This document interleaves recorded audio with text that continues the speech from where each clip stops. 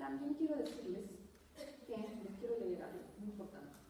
Y aquí tenemos, ahora me acabo de dar cuenta que no veo de cerca, ya sabía, por eso traigo los lentes, pero me acabo de descubrir que no veo de lejos.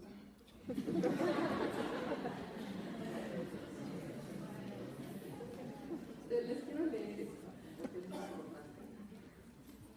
Dice, primero se llevaron a los negros, pero a mí no me importó, porque yo no lo era. Enseguida se llevaron a los judíos, pero a mí no me importó, porque yo tampoco lo era. Después detuvieron a los curas, pero como yo no soy religioso, tampoco me importó. Luego apresaron a unos comunistas, pero como yo no soy comunista, tampoco me importó. Ahora me llevan a mí, pero ya está.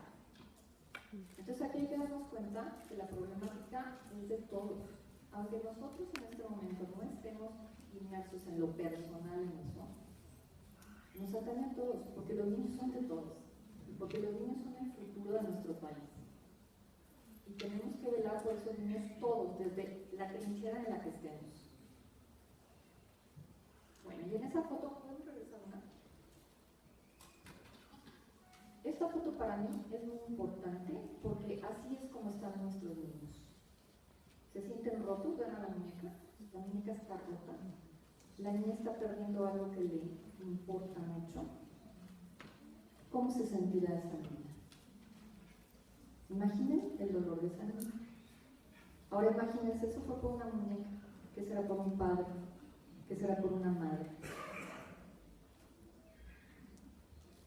Bueno, este pequeño libro que escribí es una muy básica y muy humilde aportación que se hizo, viendo yo cómo sufrían estos niños. Entonces quise escribir sobre este tema. Todo lo que yo escribo es de mi experiencia con los niños y con los adolescentes. Son esas voces a las que no se les oye y hay que ponerles voz. Hay un término en Estados Unidos que se llama advocacy y los que la ejercen se llaman advocate, que se podría traducir como abogar por los niños, pero no es el abogado, porque en Estados Unidos no son abogados, tampoco son psicólogos, son personas que están insertos en el sistema educativo. Muchas veces son voluntarios y son estas personas las que van a defender los derechos de estos niños que no pueden pelear por sus derechos. Entonces, en este libro yo quiero transmitir lo que sufren esos niños, quiero que la gente sepa de qué se trata, porque con lo que me encontré al estar peregrinando a ver quién me ayudaba a publicar este libro, me topé con tres cosas. Primero, ignorancia. Todo el mundo te dice, ¿y qué es eso? Y cuando les explicas, hasta una persona, que les estoy hablando de personas profesionales, que me dijo, ay, eso ocurre en todas las familias. Imagínense, si eso ocurre en todas las familias, pues estamos muy preocupados. Entonces, poca gente sabía lo que era. Cuando les platicabas, como que no les interesaba, a menos que tuvieran un pariente. Ah, sí, un primo mío vivió eso. Ah, sí, una amiga mía. O de plano, los que sí sabían te decían, pero es que eso no existe. ¿Cómo no va a existir si estamos viendo a los niños? No se necesita ser ni abogado, ni psicólogo para ver que un niño está sufriendo. Y las causas, el niño te las dice. A mí me da mucho gusto que estén haciendo instrumentos, los peritos los necesitan, hay maneras en que se pueden medir, pero cuando tú llevas 30 años de trabajar con niños, con el simple discurso del niño, con ver al niño, con platicar con él, y cuando te empieza a decir lo que le pasa, no necesitas instrumentos. Te das cuenta en el discurso del niño, en la cara del niño, en los movimientos del niño. Otra cosa con la que me encontré fue miedo. La gente no quiere hablar de esto. Y alguna persona me dijo, es que ese es un tema de familia, y la ropa sucia se lava en casa. Y el problema sigue, y el niño sigue siendo afectado, y el niño sigue sufriendo. Y otra cosa que me encontré es el lucro. Cuando yo les llevaba el libro, me decían, ¿y esto vende? Es que no me interesa que venda, me interesa que enseñe. ¿Y en cuánto lo podríamos vender? No lo voy a vender, el libro se va a regalar. Y entonces ya no querían apoyar. Entonces fue así como doy con la Asociación Mexicana de Padres de Familia buscando y buscando, doy con Alejandro Heredia y me dice, vamos a buscar quién lo haga. Y estuvimos tocando puertas y muchas personas que nos ayudaron. Me puso en contacto con una editorial que solamente cobró por los materiales. La persona que hizo la portada, el diseño de la portada, es un maestro de la Universidad de las Américas. Las fotografías son de una exalumna de la Universidad de Monterrey. Todo esto se hizo con personas que no cobraron un centavo, que todo lo hicieron por amor y que todo lo hicieron para que la gente se dé cuenta de esto. Ahí les pongo una foto.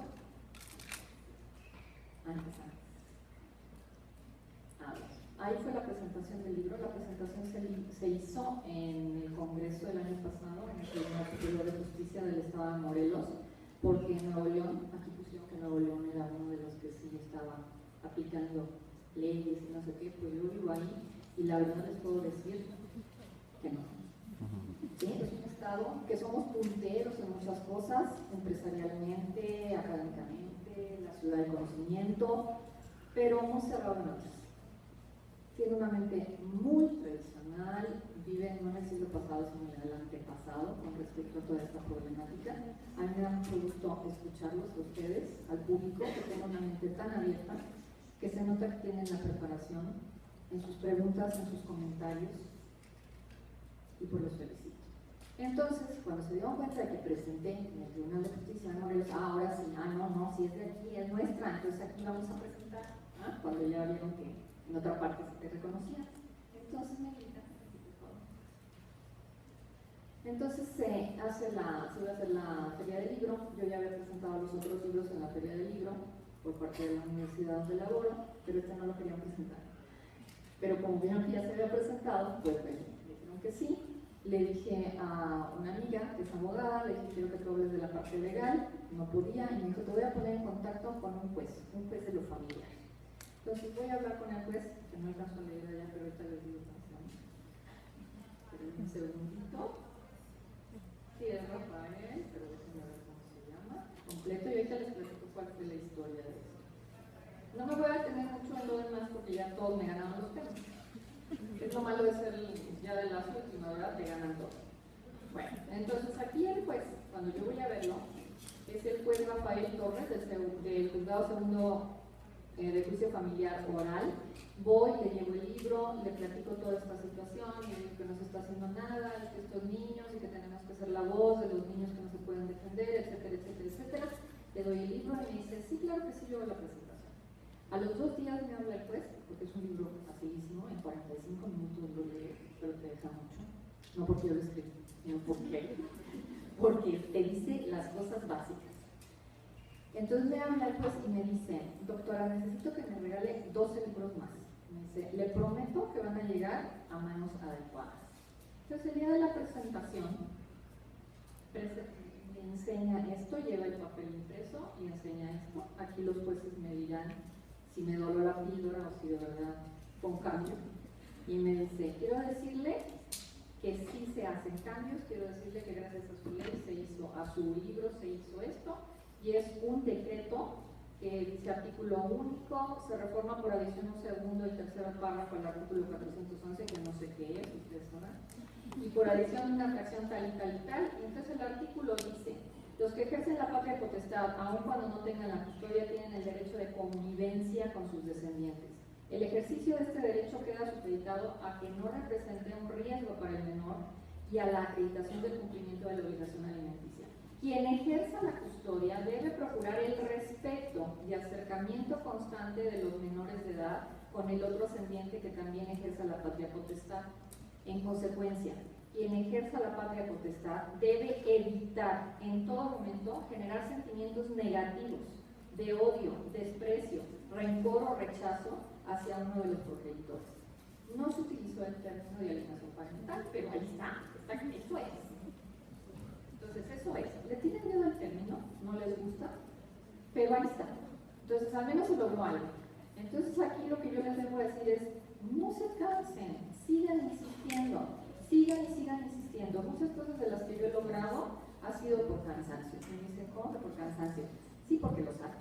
Entonces dicen, sí, ya dígale que ya no venga la señora, por favor. Entonces ustedes insistan, y verán que sí logran cosas. ideas que creen. Bueno, después tenemos la definición de síndrome.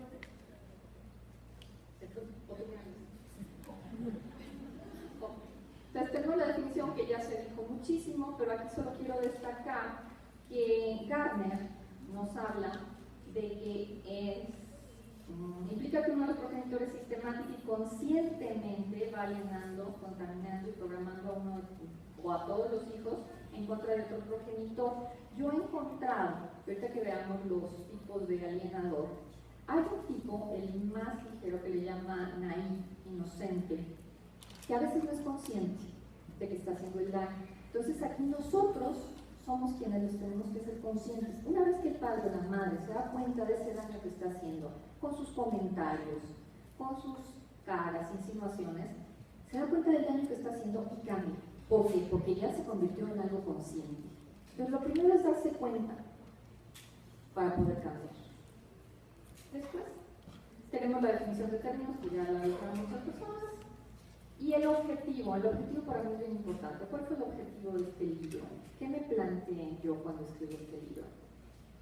Dar a conocer, informar y orientar a la sociedad sobre este síndrome tan común, porque es muy común, mucho más de lo que pensamos, pero poco especificado en la literatura médica, legal, psicológica y social.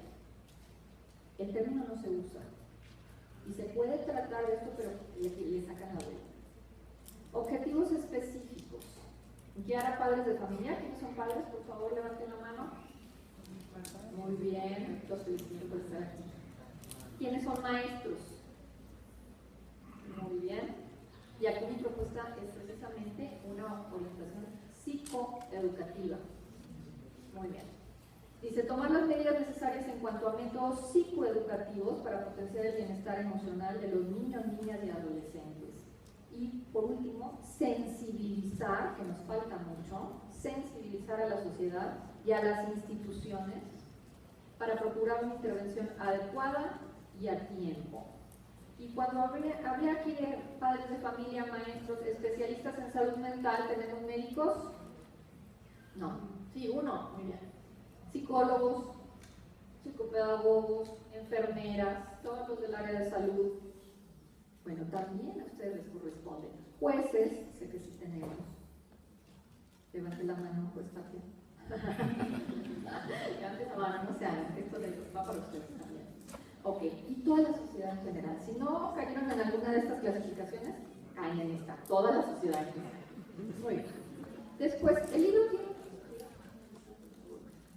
La estructura del libro son los antecedentes y fundamentos de todo lo que es la familia, el ciclo familiar, las crisis que se viven, después se entra de lleno a lo que es el síndrome de alienación parental y después los tipos de intervención.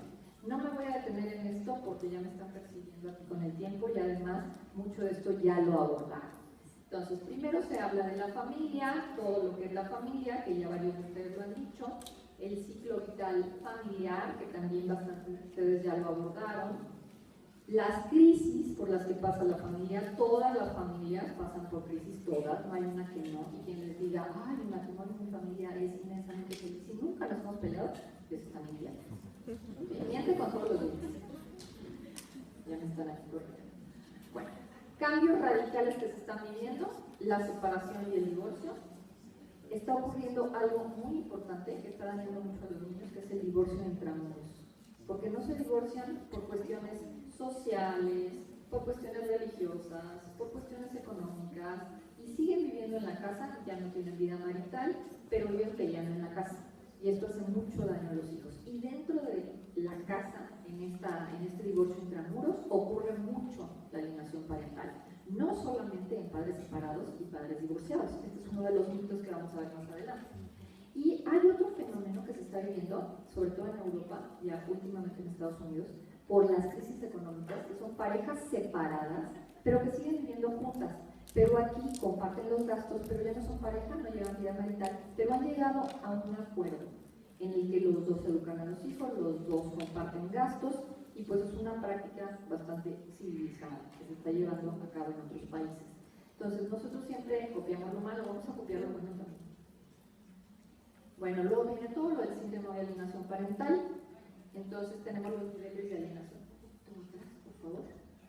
Y en estos niveles de alienación viene la leve, moderada, severa, que ya trataron también. Las causas, y aquí decía alguna de las doctoras que hicieron un análisis factorial y se dieron cuenta de que las causas que plantean pues se redujeron, pero pues básicamente son estas: este sentimiento de traición, el miedo a quedarme solo y necesito a mis hijos, por eso me los quiero apropiar, el dinero en muchos casos, el cambio social. Es muy difícil para las personas presentarse, sobre todo en nuestra sociedad que apenas está cambiando, como divorciado y además sin hijos. Las actitudes sexistas: ¿cómo es posible que tú, siendo la madre, no tengas a tus hijos? Y no sabemos qué hay detrás de esa decisión que hubo de darle los hijos al padre, y entonces todos señalan a la madre como culpable. A la madre porque no te dieron a tus hijos, y ni siquiera sabemos lo que está pasando. La propiedad, ¿se acuerdan en la película de Tomás cuando dice, es que es mi hija? Y tomar a los hijos como objetos y no como personas. La culpa también, porque hice algo mal y ahora pues quiero recuperarlos y entonces quiero tenerlos acá, y a costa del sufrimiento del niño y de estar con toda esta humillación, todas estas calumnias hacia el otro. Alcohol y drogas, y también un trastorno mental incipiente que se puede disparar, ya lo platicábamos antes, se puede disparar con esta situación. La tipología de padres alienadores: aquí es donde yo les decía que los ingenuos son padres que lo están haciendo pero no con plena conciencia, y estos sí tienen un final feliz, digamos. Una vez que nosotros ya les explicamos lo que está pasando, se dan cuenta del daño que están haciendo a su hijo, cambian. Evitan esos comentarios, se muerden la lengua antes de hablar y llegan a acuerdos con la pareja, expareja. El activo, aquí ya es un poquito más difícil porque aquí sí ya existe la mala intención. Pero también si se les explica, si se habla con ellos, aquí se les puede mandar a terapia. Yo veo a los niños, no a los papás. Obviamente tengo que ver a los papás y va a los niños, pero los papás no los atiendo, los mando con personas especializadas. Y el más grave es el obsesionado, porque aquí no le puedes quitar de la cabeza esto.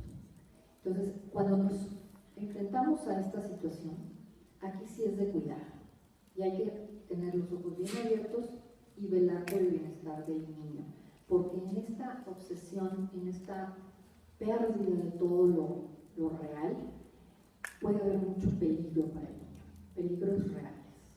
Tenemos que tener mucho cuidado, tenemos que convencerlos de que necesitan ir al psiquiatra, que ya no es psicólogo clínico, que es psiquiatra, definitivamente, y aquí muchas veces también pedir la intervención legal, porque estos son los que pueden perjudicar gravemente al niño. ¿Ya me dijeron que se acabó el tiempo?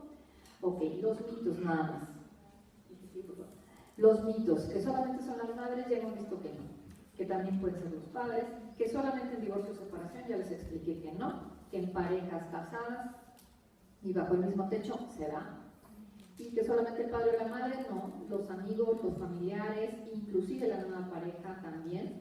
Y no debemos de confundir, nada más por favor, cuando es un distanciamiento voluntario de parte del niño con lo que es un síndrome de alienación parental.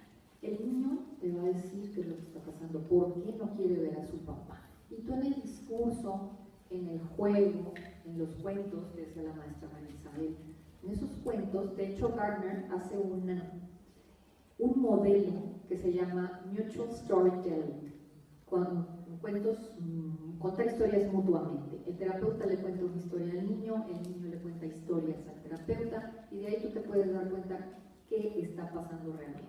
Hay veces que el niño de verdad no quiere ver al padre porque está en alguno de estos puntos, y también se vale. Tenemos que saber cuando es cierto, esto existe, y no está siendo víctima de alienación parental. Lo que pasa es que el niño está decidiendo libremente por alguna de estas situaciones no ver al padre o a la madre. Luego, las campañas de migración, todo esto que ya les dijeron mis compañeros, ya me pusieron la tarjeta roja. Bueno, y la intervención ya por último, aquí yo les estoy hablando hablo de todas las alarmas, señales de alarma y demás.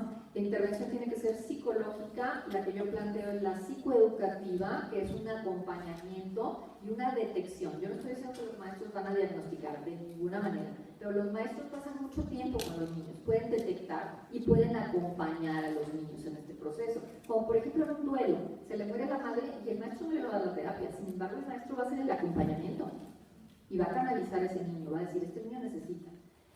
También tenemos aquí lo que es la intervención social, que es muy, muy necesaria, los métodos alternos de los que ya se habló, y lo legal de